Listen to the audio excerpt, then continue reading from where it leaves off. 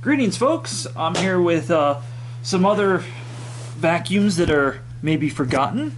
We have some Orecks, but maybe not like you've ever seen. First of all, we've got a Whirlpool. That's the machine that started it all. So let's bring it close and just talk about it for a minute. The real tale, the tale teller is on the back of it. Yeah. A little sticker. Yeah, so we can see the words Oreck Corporation, distributed by. So what they did was they took a Whirlpool power head. Actually, Whirlpool made this machine. Whirlpool made this machine. And at some point, Sears got sideways with Whirlpool and didn't want them making their machines and selling them under their own name or something. Okay, that's what it was. And they liquidated the entire inventory of these things. And Oreck bought them. Oreck bought them and marketed them. Because at that time, he was just a marketer. He just... I mean, he's always just been a marketer. I would argue that's... Well, they became a manufacturer. They did become a manufacturer, but that's what they were. All of this stuff here was actually made by Oreck. Yeah, I have to say one thing that Oreck did was that they, in the industry, they were before Dyson even in saying, hey, if we just market a machine well, it doesn't have to work well or be high quality. It just has to be marketed right. You also have to consider, this machine was intended to be an electric broom. Yes. It was not a full-size vacuum machine or intended to replace one. So this was meant as an electric broom, and you said the belt is not working on this one. Feel the brush and see if it's loose. It might have a belt. It's got a spotted. It has a belt in there, but I think it's I think it's gonna slip. I mean, rubber belts expired. So that's the Whirlpool CVR.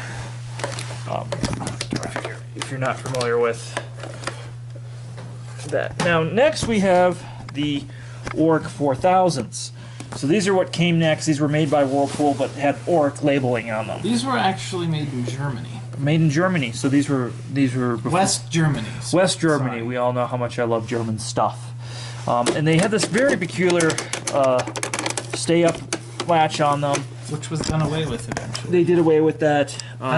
And Simplicity Recar added these to their lightweight vacuums. Mm-hmm. So I guess it was kind of a good idea in the end. And then we have this bag lock and unlock. What that does is that locks and unlocks the outer bag. Yeah, lets this come off the front. Why that's important, I'm not sure. So you could take the handle apart and unclog it. Alright, so it's for unclogging. And then the bags on these are actually different than the current model Oreck bag. They're a little bit wider, a little bit smaller. So that's something, when you have one of these, you can't just throw regular Oreck bags in it. You have hoarded bags for these. We have hoarded bags because they're no longer made. Anyway, so let's vacuum a little bit with this in a minute. This is just a little later variation. So there's a later variation, and this has, where the other one did not have, this is the, I don't know if it was marketed commercial, but it had a 3-prong cord. They were actually. Originally, these were marketed as a machine for disposable hotel use, because hotels and motels had low-pile carpet, which these did These do a great job on. Actually, these do a good job cleaning, I think. These are actually pretty good. Yeah, I'm satisfied with how these work. That one might actually have a good belt on it, too. It's got a rather new brush roller. You still have the price tag, the $30 price tag on it. Yes, that was acquired. So and this is one that was being thrown out at my previous work, and I threw a Kenmore electrical cord on it, and they had the original bags and fixed up the best I could at the time.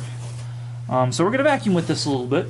I don't know if I'm going to be able to do a point of view with the way the handle is shaped on here. No. We're going to just show you the handle. It's very strange, very small. Very short machine. You can see. Yeah, it is very short. In comparison to Let's set the camera up here. You guys can see the handle is extremely short. This is more of a normal height. It's maybe 4 feet tall at best. And there's no light on this. Nope.